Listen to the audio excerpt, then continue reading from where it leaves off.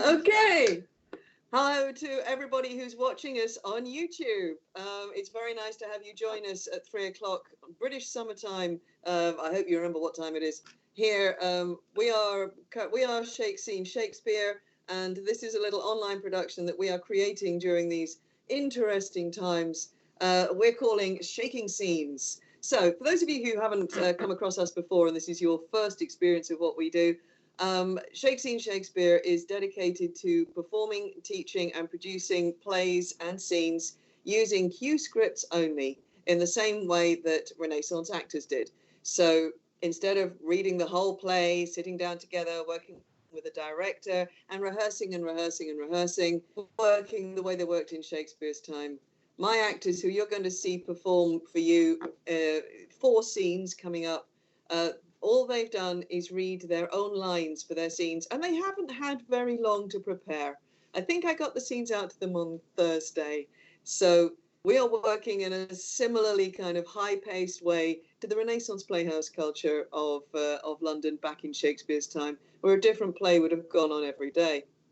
So this is what's going to happen. My name's Lizzie, and I am officially the book holder for this event. Normally what I do is I will be prompting people, but everybody is reading their part on camera. Nobody's cheating today. Everybody's reading their part. So I'm going to be keeping an eye. I'm going to be off screen, but I'll be keeping an eye on the entire book script and prompting in case of any sort of failure in connections. I will be also liaising with Valentina, who is our wonderful technical coordinator. Valentina, say hello. Just say hello. No. So we will be checking back and forth at the start of every scene to make sure that everybody is present. I have 10 actors ready and raring to go to give you 4 brand new scenes. They have not heard each other's lines. They will be able to see each other, hopefully, and definitely hear each other. Now, just before we start, if you would like to tweet us any questions or comments during this event, we are at Shakescenery on Twitter. So SHAKESCENERY. You can also email us team, TEAM, at shake-sceneshakespeare.co.uk if you've got questions or anything afterwards. And especially if you're interested in maybe playing with us another time, because we're looking into ways to teach this technique over the internet so that everybody can keep on having fun. But for the moment, let us get into our scenes for this afternoon. So we're doing 4 scenes from 4 different plays. And we're starting off on The Tempest, because where better to go than to be isolated on a magical island right now? Yeah, that seems like a good play for our times. We are going to join. We're going to join the action of The Tempest at the point where the court of King Alonso of Naples, they've been shipwrecked on this mysterious island, and they are wandering desperately, hopelessly in search of the king's lost son, Ferdinand. They happily do not know that this is a magical island and magic is going to happen to them. So let us join them and let us see what occurs. Valentina, do you have everybody you need up online for the scene? Okay, so the first person to speak, I will read a stage direction to bring everybody on, and then the first person to speak is Alonso. Okay, so enter Alonso, Gonzalo, Antonio, Sebastian, and other lords.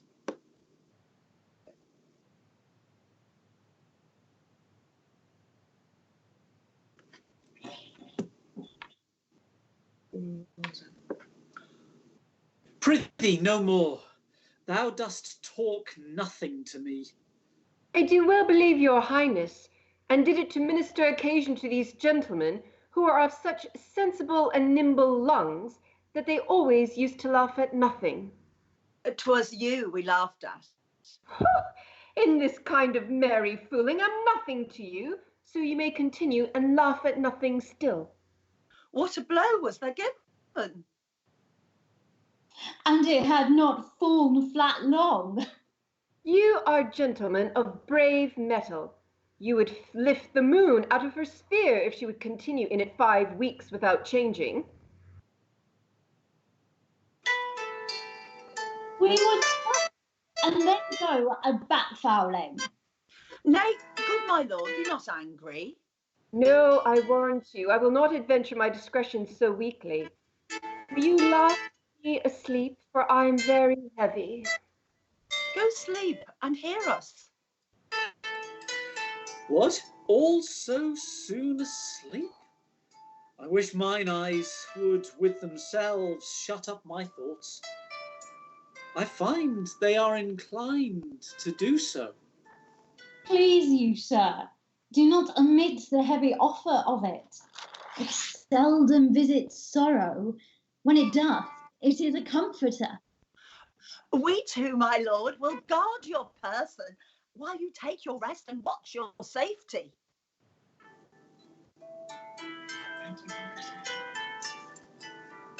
Thank you. Wondrous heavy. What a strange drowsiness possesses them. It's the quality of the climate. Why? Doth it not then our eyelids sink? I find not myself disposed to sleep. Nor I. My spirits are nimble. They fell together all as by consent. They dropped as by a thunderstroke. What might, worthy Sebastian? Oh, what might? No more.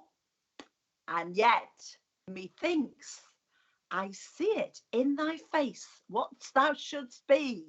The occasion speaks thee, and my strong imagination sees a crown dropping upon thy head. What? Art thou waking? Do you not hear me speak? I do, and surely it is a sleepy language, and thou speakst out of thy sleep. What is it thou didst say? This is a strange repose, to be asleep with eyes wide open, standing, speaking, moving, and yet so fast asleep. Noble Sebastian, thou lett'st thy fortune sleep die rather. Wakest whilst thou art waking. Thou do snore distinctly. There's meaning in thy snores. I am more serious than my custom. You must be so too, if heed me, which to do trebles the awe. Oh, I am standing water. I'll teach you how to flow. Do so. To ebb, hereditary sloth instructs me. Oh, if you but knew how you the purpose cherish, while thus you mock it, how in stripping it you more invest it. Ebbing men, indeed, most often do so near the bottom run by their own fear or sloth. Prithee, say on. The setting of thine eye and cheek proclaim a matter from thee, and a birth indeed, which throws thee much to yield. Thus, sir, although this lord of weak remembrance, this who shall be of as little memory when he is earthed, have here almost persuaded, for he's a spirit of persuasion, only professes to persuade the king, his son's alive. 'Tis as impossible that he's undrowned as he that sleeps here swims. I have no hope that he's undrowned. Oh, out of that, no hope. What great hope have you?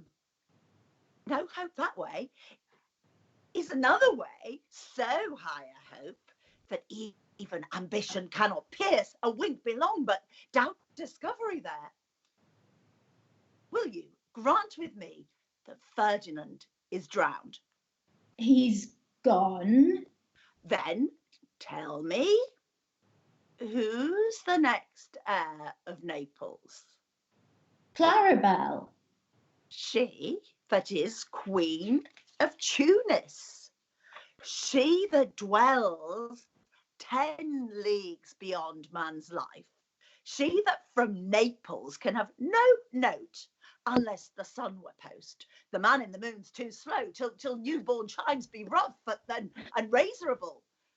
She that from whom we all were sea swallowed, though some cast again, and by that destiny to perform an act whereof what's past is prologue, what to come in yours and my discharge. What stuff is this? How say you? 'Tis true, my brother's daughter's Queen of Tunis, so she is here of Naples, twixt which regions there is some space. A space whose every cubit seems to cry out, how shall that Clarabelle measure us back to Naples? Keep in Tunis and let Sebastian speak. Say, this word death that now sees them, why, they were no worse than now they are. There be that can rule Naples as well as he who sleepeth. Lords that can prate as amply and unnecessarily as this Gonzalo. I myself could make a chaff of as deep a chat. Oh, that you bore the mind that I do. What a sleep were this for your advancement? Do you understand me? Methinks I do. And how does your content tender your own good fortune? I remember you did supplant your brother Prospero. True. And look how well my garments sit upon me, much feater than before. My brother's servants were then my fellows. Now they are my men. But for your conscience. I say, where lies that? If 'twere a kind 'twould put me to my slipper. But I feel not this deity in my bosom. 20 consciences that stand twixt me and Milan. Candid be they, and melt they molest. Here lies your brother, no better than the earth he lies upon. If he were that which now he's like, that's dead, whom I with this obedient steel, 3 inches of it, can lay to bed forever, whilst you doing thus to the perpetual wink, for I might put this ancient morsel, this Sir Prudence, who should not upbraid our cause. For all the rest, they'll take suggestion as a cat laps milk. They'll tell the clock to any business that we say befits the hour. Thy case, dear friend, shall be my precedent. As thou got Milan, I'll come by Naples. Draw thy sword. One stroke shall free thee from the tribute which thou payest, and I, the king, shall love thee. Draw together, and when I rear my hand, do you that like to fall it on Gonzalo? But one word. My master, through his art, foresees the danger that you, his friend, are in, and sends me forth, for else his project dies, to keep them living. While you here do snoring lie, open-eyed conspiracy his time doth take. If of life you keep a care, care. Shake off slumber and beware. Awake, awake.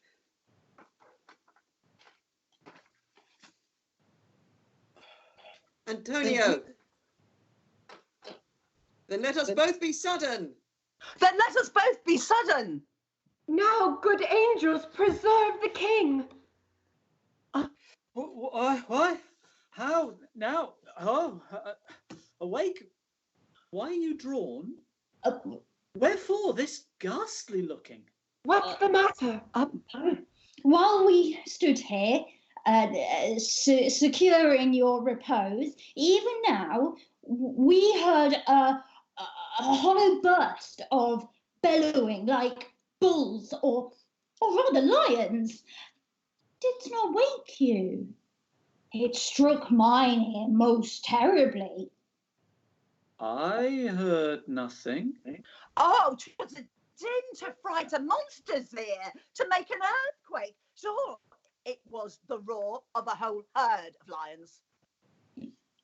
Heard you this, Gonzalo?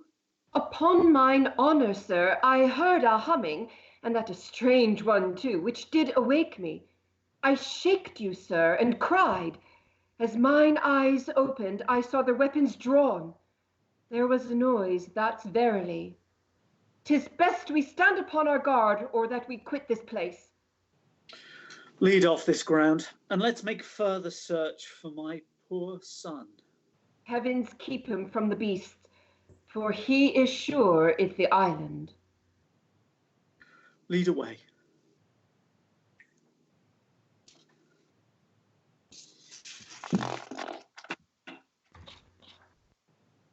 Prospero, Lord, shall know what I have done. So, King, go safely on to seek thy son. And scene! Round of applause, everybody. Thank you very much. Well done, well done, well done. Sorry to leave those of you out there in a place of suspense. What will happen next? We may revisit The Tempest a little later in our series of plays. Right, so we now have to move on to another play. We're going to Measure for Measure. So we're going to the city of Vienna. So I need to make sure that we have Susie and Hannah available online. Valentina, are they there? Yes. Hello. Okay. So we're going to Vienna, and Vienna at this time is not a very happy city. Perhaps we send lots of love and wishes to everybody in that city. In the play Vienna, they are at a time of great upheaval in the law. The Duke has vanished, and his deputy, Angelo, is bringing in some very strict laws appertaining to people's behaviour. I think we can relate to that. And as a victim of these laws, unfortunately, is a young man, Claudio. Claudio has sent his younger sister, Isabella, to plead for him with Antonio, who's currently the ruler of the city. And poor Claudio is shut up in his cell, again, something we sympathise with. And he is waiting impatiently for his sister to arrive with the news of his fate. So, Susie and Hannah, hang on, I just need to get your script up onto my screen, which is there. So, Claudio, you are on. Enter Isabella. Claudio, you are first to speak. Now, sister, what's the comfort? Why, as all comforts are, most good indeed. Lord Angelo, having affairs to heaven, intends you for his swift ambassador. Therefore your best appointment make with speed. Tomorrow you set on. Is there no remedy? None, but such remedy as to save a head to cleave a heart in twain. But is there any? Yes, brother, you may live. There is a devilish mercy in the judge, if you'll implore it, that will free your life but fetter you till death. Perpetual durance? Aye, just perpetual durance, a restraint. But in what nature? In such a one as you consenting to't would bark your honour from that trunk you bear and leave you naked. Let me know the point. Oh, I do fear thee, Claudio, and I quake, lest thou a feverous life shouldst entertain, and 6 or 7 winters more respect than a perpetual honour. darest thou die? Why give you me this shame? Think you I can a resolution fetch from flowery tenderness? If I must die, I will encounter darkness as a bride and hug it in mine arms. There spake my brother, there my father's grave did utter forth a voice. Yes, thou must die. Thou art too noble to conserve a life in base appliances. This outward sainted deputy is yet a divil. His filth within being cast, he would appear a pond as deep as hell. Prince Angelo? Dost thou think, Claudio, if I would yield him my virginity, thou mightst be freed? Oh, heavens, it cannot be. Yes, he would gift thee. This night's the time that I should do what I abhor to name. Thou shalt not do it. Oh, were it but my life, I'd throw it down for your deliverance as frankly as a pin. Thanks, dear Isabel. Be ready, Claudio, for your death tomorrow. Yes. Has he affections in him that thus can make him bite the law by the nose when he would force it? Sure, it is no sin, or of the deadly seven, it is the least. Which is the least? If it were damnable, he being so wise, why would he, for the momentary trick, be perdurably fined? Oh, Isabel. What says my brother? Death is a fearful thing. And shamed life a hateful. Aye, but to die, and go we know not where, to lie in cold obstruction and to rot, this sensible warm motion to become a kneaded clod, and the delighted spirit to bathe in fiery floods, or to reside in thrilling region of thick-ribbed ice, to be imprisoned in the viewless winds and blown with restless violence round about the pendant world, or to be worse than worst of those that lawless and in certain thought imagine howling. 'Tis too horrible. The weariest and most loathed worldly life that age, ache, perjury, and imprisonment can lay on nature is a paradise to what we fear of death. Alas, alas. Sweet sister, let me live. What sin you do to save a brother's life, nature dispenses with the deed so fair that it becomes a virtue. Oh, you beast! Oh, faithless coward! Oh, dishonest wretch! Wilt thou be made a man out of my vice? Is not a kind of incest to take life from thine own sister's shame? What should I think? Heaven shield my mother played my father fair, for such a warped slip of wilderness ne'er issued from his flesh. Take my defiance. Die, perish. Might but my bending down reprieve thee from thy fate, it should proceed. I'll pray 1,000 prayers for thy death. No word to save thee. Nay, hear me, Isabel. Oh, fie, fie, fie! 'Tis best that thou diest quickly. Oh, hear me, Isabella! Oh, and that's the end of the scene. Oh, alas, poor Claudio again. We're leaving them at a bit of a yes. Oh, that's a real cliffhanger. Oh, well done, guys. Can I just ask Hannah and Susie, can you stay on screen just for a minute? Can you please hold your parts up to your cameras? Because that worked so well. I don't think anyone's going to believe you've not seen each other's lines. Can you show us your lines? Hold on, yes. Okay. So that's Susie's written all over. So they have not got access to each other's lines. I just wanted to prove that, because sometimes, yeah, when this works, it works. It's good stuff. Thank you very much, guys. We may come back. Sorry? It's my favorite play, so it was a Yes. joy. Well, we may come back to Measure for Measure another day. Age come back. So we're going to move on right now to another scene. These are not all about people that are sort of shut in places, by the way. It seems to be a theme, but it's accidental.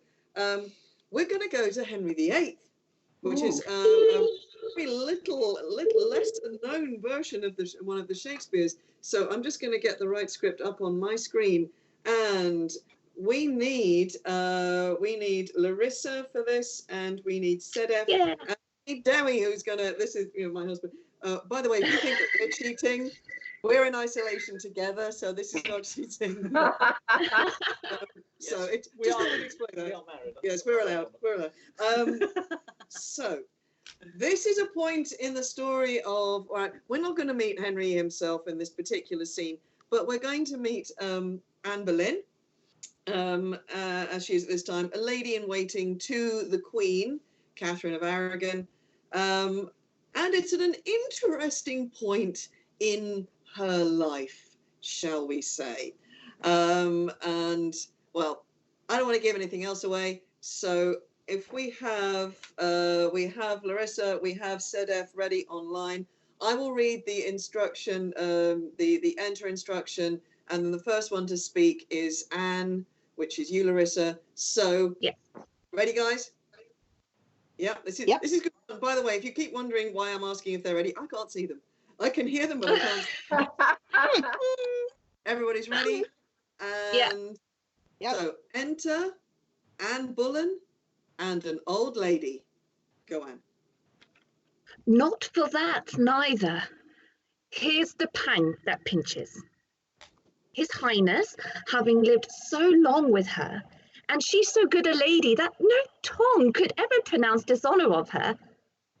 By my life, she never knew harm doing. Oh, now after so many courses of the sun enthroned, still growing in majesty and pomp, the which 'tis sweet as first acquire.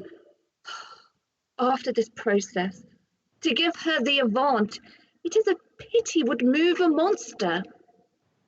Hearts of most hot temper melt and lament for her. Oh, God's will, much better she ne'er had known pomp, though it be temporal. Yet if that quarrel fortune do divorce, it is from the bearer to the sufferance panging as soul body severing. Alas, poor lady, she's a stranger now again. So much the more must pity drop upon her. Verily, I swear, 'tis better to be lowly born and range with humble livers in content than to be perked up in a glistering grief and wear a golden sorrow. Our content is our best having. By my troth and maidenhead, I would not be a queen. Beshrew me, I would. And venture maidenhead for it, and so would you, for all the spice of your hypocrisy.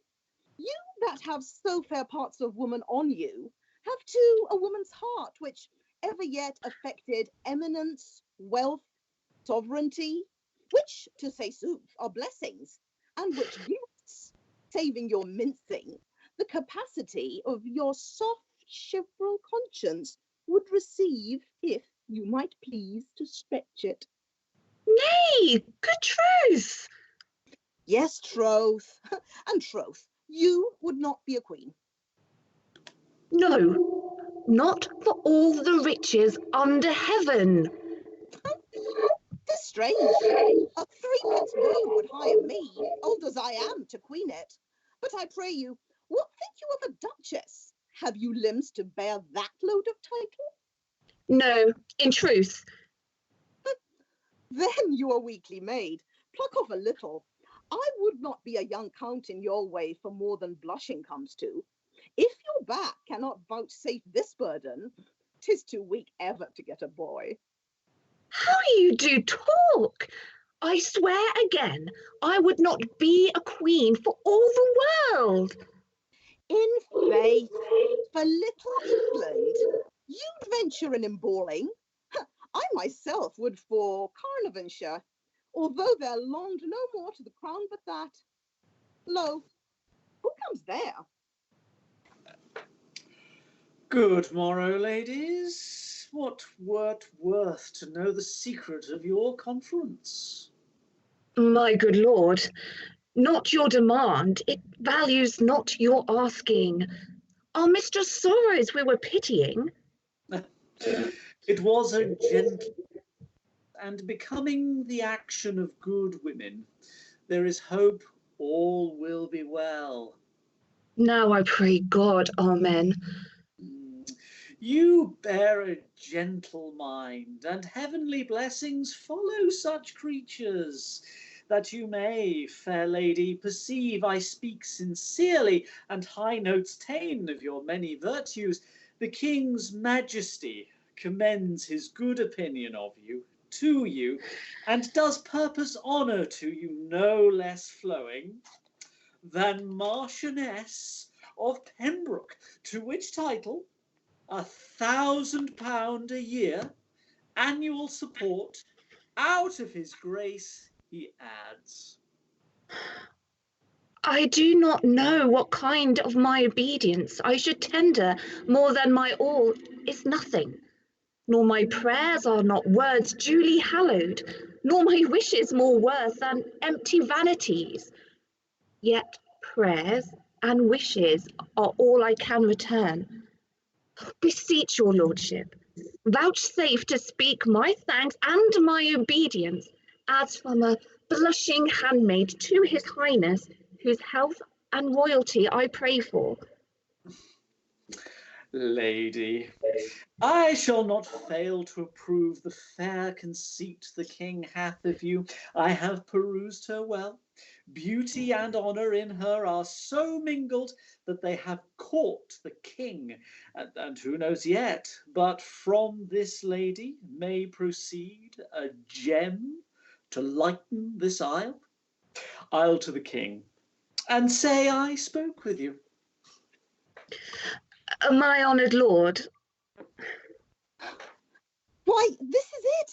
See, I have been begging 16 years in court, and yet a courtier beggarly, nor could compact betwixt too early and too late for any suit of pounds. But you, oh fate, a very fresh fish here, fie upon this compelled fortune. Have your mouth filled up before you open it. This is strange to me. How tastes it? Is it bitter? 40 pence? No. There was a lady once, 'tis an old story, that would not be a queen, that would she not, for all the mud in Egypt. Have you heard it? Come, you are pleasant. With your theme, I could overmount the lark. The Marchioness of Pembroke. £1,000 a year for pure respect. No other obligation. My life. This promises more thousands. Honour's train is longer than his foreskirt. By this time, I know your back will bear a duchess. Say, are you not stronger than you were? Good lady, make yourself mirth with your particular fancy and leave me out on it. Would I had no being if this salute my blood a jot. Faints me to think what follows. The queen is comfortless, and we forgetful in our long absence. Pray, do not deliver what here you have heard of her. What do you think me? And end of scene. There we go. Oh, gee, I wonder what that's all about. I have no idea what we could possibly be after. Yes, of course, it's all for pure respect. Well, okay. Well done, guys. That will work very well as well. So let us go to our last scene for this segment. By the way, we're doing two different selections of scenes this afternoon. We got one more scene for this program. We'll be back at 5 o'clock with 3 different scenes. So please do remember to come back or come and see us again. We will also be back next week at 3 o'clock doing an edited Romeo and Juliet, including isolated actors doing stage combat. And if you don't think it's possible, well, neither did we, but it turns out it is. So come and see how we pull that off. So I need the players for the final scene of this section. So I need to see Tamara and Alexandra, who are coming up for their first go, and Nell, who's making a return visit, and Dewi, who's getting yet another starring role. Are we all online, Valentina? We got them all. Excellent. Okay, so we're going to go traveling again in the wonderful world of imagination. We are going to the city of Rome. And again, a very unhappy city at the moment, and we send it all our love and best wishes to everybody who's in Rome, in Italy, Spain, all over the world, everybody who's in lockdown at the moment. We hope that you're getting some enjoyment from our general silliness and fun that's going on here. So Rome at the time, in the time of what was that for? Right, Rome in the time of Shakespeare. This is the city of Coriolanus. He's a young nobleman of Rome, and at the moment he is off at the wars. He is fighting for Rome against the Volscis, the Volsci army being led by Aufidius, who is his mortal enemy. And we're going to meet his mother and his wife, who are left at home, basically, again, sort of prisoners of circumstance, and wondering and hoping and thinking, you know, what can be going on with this much beloved young man. So we begin with, right, so we have enter, right, I'm going to read the direction, and the first one to speak will be Tamara. Okay, all ready? Mm-hmm. Good. So, enter Volumnia and Virgilia, mother and wife to Marcius. They set them down on two low stools, and so. I pray you, daughter, sing or express yourself in a more comfortable sort. If my son were my husband, I should freely rejoice in that absence wherein he won honour, than the embracements of his bed where he would show most love. When yet he was but tender-bodied, and the only son of my womb, when youth with comeliness plucked all gaze his way, when for a day of king's entreaties a mother should not sell him an hour from her beholding, I, considering how honour would become such a person, that it was no better than picture-like to hang by the wall, if renown made it not stir, was pleased to let him seek danger, where he was like to find fame. To a cruel war I sent him, from hence he returned, his brows bound with oaks. I tell thee, daughter, I sprang not more in joy at first hearing he was a man-child, than now, in first seeing he had proved himself a man. But had he died in the business, madam, how then? What then his good report should have been, my son. I therein would have found issue. Now, hear me profess sincerely, had I a dozen sons each, in my love alike, and none less dear than thine and my good Marcius, I had rather had 11 die nobly for their country, than one voluptuously surfeit out of action. Madam, the Lady Valeria is come to visit you. Beseech you, give me leave to retire myself. Indeed you shall not. Methinks I hear hither your husband's drum, see him pluck Aufidius down by the hair, as children from a bear the valses shunning him, methinks I see him sound thus, and call thus, come on, you cowards! You were got in fear, though you were born in Rome. Oh, his bloody brow with his mailed hand, then wiping forth he goes, like to a harvest man that tasked to mow or all or lose his hire. His bloody brow! Oh, Jupiter, no blood! Out away, you fool! It more more becomes a man than gilt his trophy. The breasts of Hecuba when she did subtle Hector looked not lovelier than Hector's forehead when it spit forth blood and grates and sword. Contending, tell Valeria we are fit to bid her welcome. Heavens bless my lord from fell Ophidius. Oh, he'll beat Ophidius's head below his knee and tread upon his neck. My ladies both, good day to you. Sweet madam. I am glad to see your ladyship. How do you both? You are manifest housekeepers. What are you sewing here? A fine spot, in good faith. Oh, how does your little son? I thank you, your ladyship. Well, good madam. He had rather see the sword and hear the drum than look upon his schoolmaster. Oh, my word, the father's son. I'll swear 'tis a pretty boy. On my troth, I looked upon him a Wednesday, half an hour together. He's such a confirmed countenance.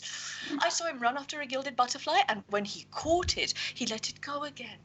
And after it again, and over he comes, and up again, catched it again, or whether his fall enraged him, or how 'twas, he did so, set his teeth, and tear it. Oh, I warrant how he mummocked it.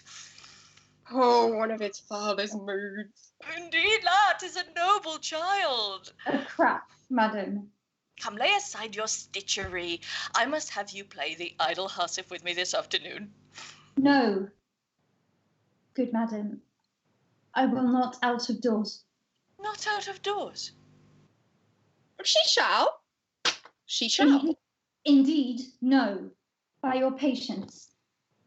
I'll not over the threshold till my lord return from the wars. Fie. You confine yourself most unreasonably. Come, you must go visit the good lady that lies in. I will wish her speedy strength and visit her with my prayers, but I cannot go thither. Why, I pray you? 'Tis not to save labour, nor that I want love. You would be another Penelope. Yet they say all the yarn she spun in Ulysses' absence did but fill Ithaca full of moths. Come, I would your cambric were sensible as your finger, that you might leave pricking it for pity. Come, you shall go with us. No, good madam, pardon me. Indeed, I will not forth. Truth, now go with me, and I'll tell you excellent news of your husband. Oh, good madam, there can be none yet. Verily, I do not jest with you. There came news from him last night. Indeed, madam. In earnest, 'tis true, I heard a senator speak it. Thus it is. The Volskis have an army forth, against whom Cominius the general is gone, with one part of our Roman power. Your lord and Titus last years are set down before their city, Coriolis. They nothing doubt prevailing. And to make it brief, this is true, on mine honour, and so I pray you go with us. Give me excuse, good madam. I will obey you in everything hereafter. Let her alone, lady, as she is now. She will but disease our better mirth. In truth, I think she would. Fare you well, then. Come, good sweet lady. Pretty Virgilia, turn thy solemnness out a door, and go along with us. No, at a word, madam. Indeed, I must not. I wish you much mirth. Well, then, farewell. And excellent, ladies. Well done. Well done. Oh, I think we need to start a new hashtag. Hashtag be more Virgilia. Stay home, stay safe. And I'm not, we're laughing now, but it's deadly serious. Well done, ladies. That was terrific. Right. Thank you very much, all of you who took part this afternoon. Give yourselves a big round of applause. Thank you, all of you who've been watching and listening. Yes, thank you, darling. Who've been watching and listening to us. We are Shake Scene Shakespeare. This has been our 3 o'clock edition of Shaking Scenes. If you would like to send us a tweet, it is @Shake Scenery. If you want to email us, it's team@shake-sceneshakespeare.co.uk. We will be back at 5 o'clock this afternoon with more scenes. We'll be back at 3 o'clock next weekend with Romeo and Juliet. So, at the risk of sounding like a broadcast of the 1970s, tune in next week. Okay, thank you all very much. And if you're coming back at 5 o'clock, I'll see you then. If not, I'll see you very soon. Take care, stay safe, stay safe, stay home.